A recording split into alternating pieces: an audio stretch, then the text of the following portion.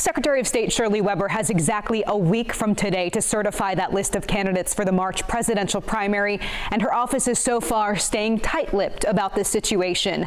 Lieutenant Governor Eleni Kounalakis urged her to explore all legal options to keep him off the ballot after Colorado made this move because of Trump's role in the U.S. Capitol riots in 2021.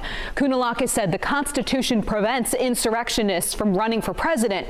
State lawmakers on both sides of the aisle, though, say California's Secretary of State does not have the power to block him from the ballot. But Democrats want to do something about that, while Republicans say the action is dangerous. My message to the Secretary of State is for her to stay committed to her duty and her job and to not play political gamesmanship, which is what the Lieutenant Governor invited her to do.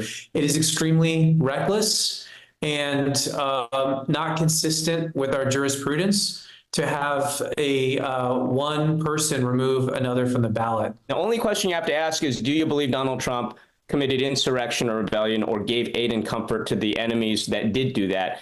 And I think for most Americans, I think the answer is very clearly yes. And in California, there's a case called Keyes v. Bowen that very clearly stated that under California law, the Secretary of State does not have the authority to determine eligibility for president, including under residency, under age, but this would also apply to the 14th Amendment, Section 3.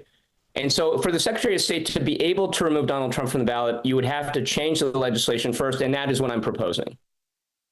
Again, the Secretary of State's office has not yet publicly commented on any of this. Another state leader who is not commenting on this, Governor Gavin Newsom. Back to you. Senator Dave Min plans to introduce that bill to give the Secretary of State more power in this situation when lawmakers return to Sacramento next month. And that bill would likely not take effect until after the March primary election.